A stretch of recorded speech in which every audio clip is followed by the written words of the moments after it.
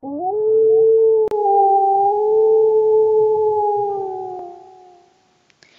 bonjour tout le monde, c'est Gabs the Tiger, j'espère que vous allez bien. Et non, je ne suis pas en direct de la forêt de Bavière. Là, vous allez peut-être me dire, pour ce deuxième épisode du documentaire, mais pourquoi est-il un lundi? Alors que techniquement, ils doivent sortir les samedis. Eh bien, je ne me suis pas gouré de jour, c'est juste que notre invité du jour, l'ancêtre du meilleur ami de l'homme, soit le loup, vous avez vu la miniature et le titre. On a beaucoup plus de choses à dire sur lui, donc j'ai préféré séparer en 3 parties son documentaire pour que ce soit moins long à chaque fois, parce que dites-le moi si pour une prochaine fois pour un animal connu vous voulez un documentaire d'1 heure, dites-le moi. Enfin bref, et donc j'ai voulu pour plus de contenu et pour vous aussi séparer, et vous aurez les trois parties en même temps samedi, donc ça tombera bien. Voilou. Alors, j'ai donc dit que ce documentaire sera découpé en 3 parties, et c'est vrai, une première partie soit celle-ci avec les infos de base, une deuxième qui traitera des légendes, mythologies tout autour du loup, et de son lien avec l'homme dans les légendes, ainsi que de son comportement plus la meute. Et la dernière partie qui parlera de sa relation avec l'homme, mais cette fois-ci dans la réalité. Comme ça vous fait des informations plus séparées et détaillées. Le sommaire de cette première partie maintenant, on va parler morphologie, avec la masse, la taille, l'anatomie, la durée de vie, l'habitat, le biotope, ainsi que la classification et le statut de conservation, ou encore le régime alimentaire, sa reproduction, et enfin les sous-espèces, et je vais inclure ses cousins qui auront droit à des documentaires, donc n'hésitez pas à mettre vos idées dans les commentaires une fois de plus. Et au fait, Piu Piu, excusez-moi mais c'est pas très précis. Piu Piu, ma traduction à moi c'est poussin, poussin c'est le nom de tous les petits oiseaux. Donc si vous voulez un documentaire avec tous les oiseaux, allez-y, ça vous fera un truc de 10 heures, hurrah! Donc voilà, vous êtes prévenus. Mais donc soyez un peu plus précis, et maintenant que vous savez tout, c'est parti pour découvrir cet incroyable mammifère. Let's go!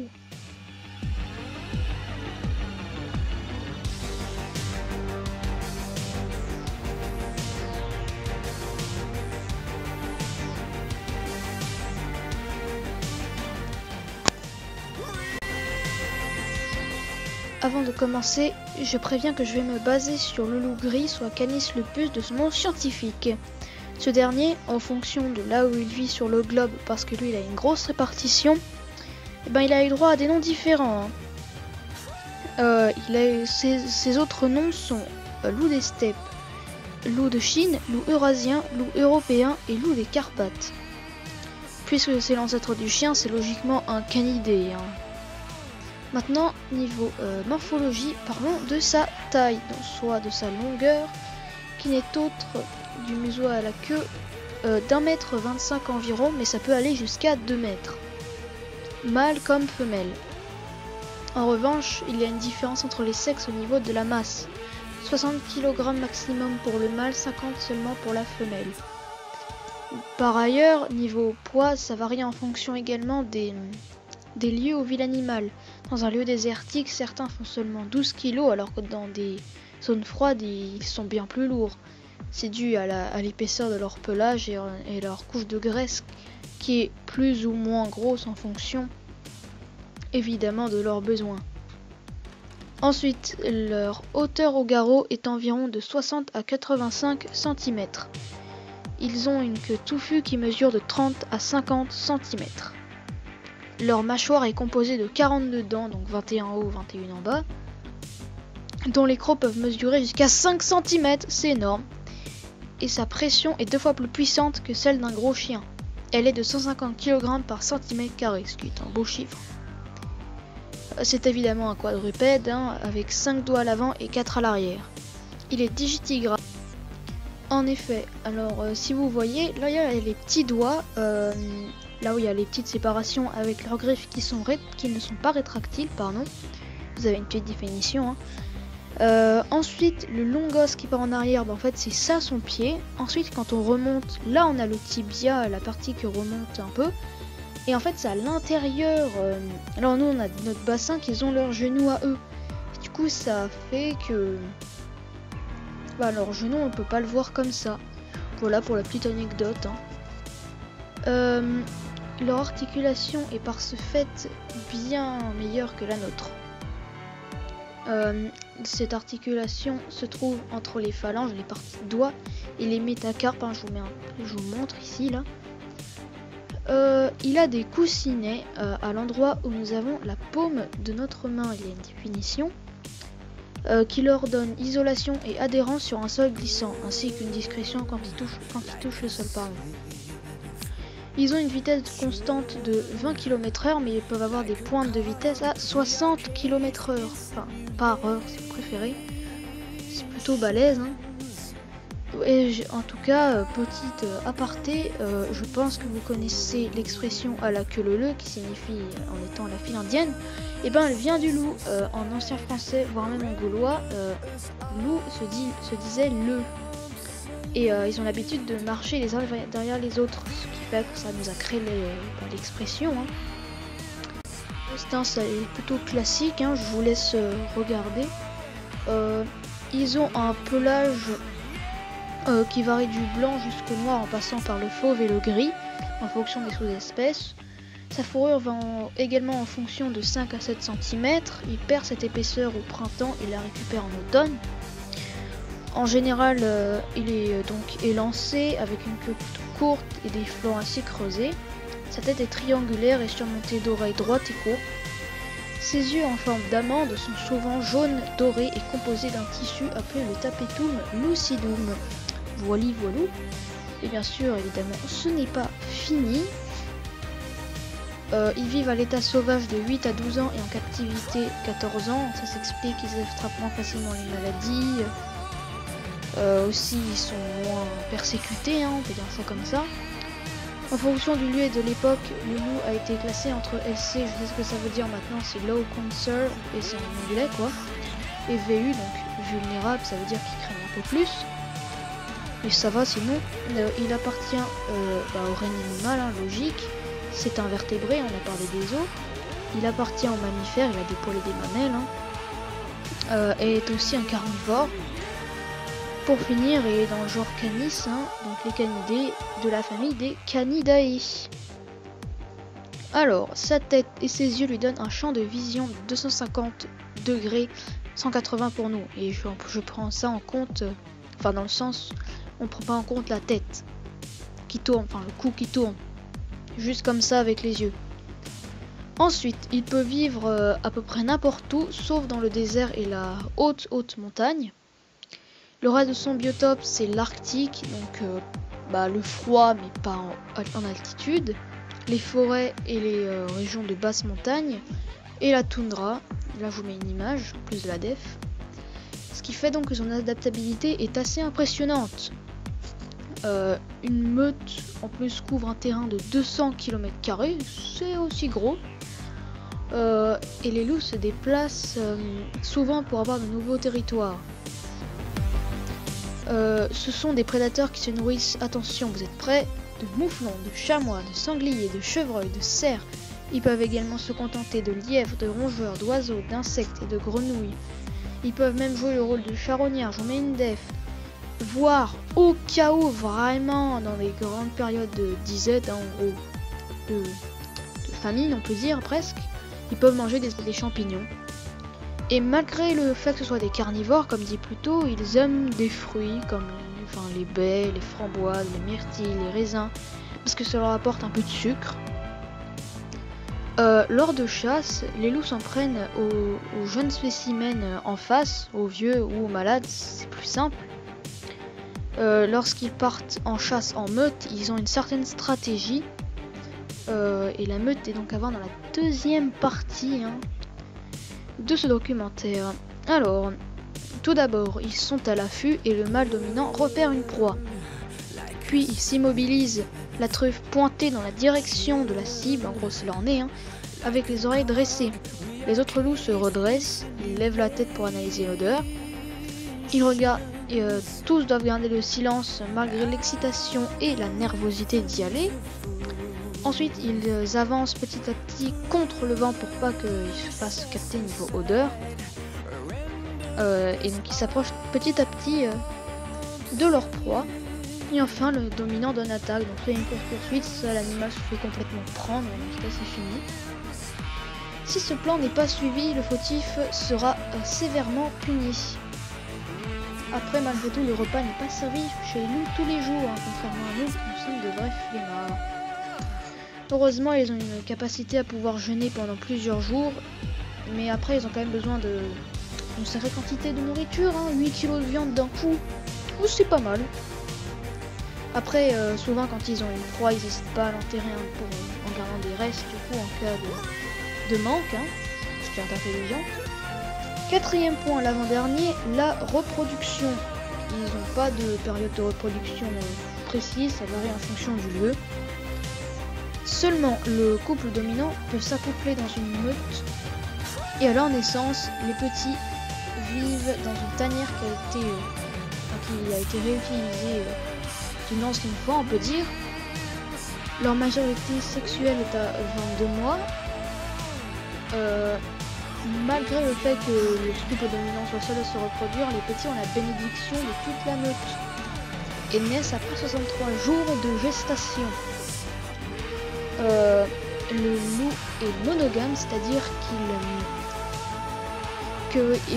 quand un mâle et une femelle se rencontrent, qui tombent en quelque sorte amoureux, ils resteront ensemble toute leur vie, alors que chez d'autres animaux, les femelles varient de mâle pour la reproduction. Alors là, c'est pas du tout le cas. Et donc le loup envers sa partenaire est fidèle. Aussi, je mets ça dans la reproduction, à chaque étape de leur vie, les loups ont un nom différent. Ils sont louveteaux jusqu'à 6 mois, ils deviennent des louvards ou des louvardes de 6 à 16 mois. De 1 à 2 ans, ils sont appelés jeunes loups ou jeunes louves. De 2 à 5 ans, ils sont appelés loups ou louves. À partir de 5 ans, on peut les appeler grand loup ou grande louve, qu'est-ce que j'ai fait? Et enfin, à partir de 8 ans, on les appelle grands vieux loups ou grandes vieilles louves. Enfin, les sous-espèces.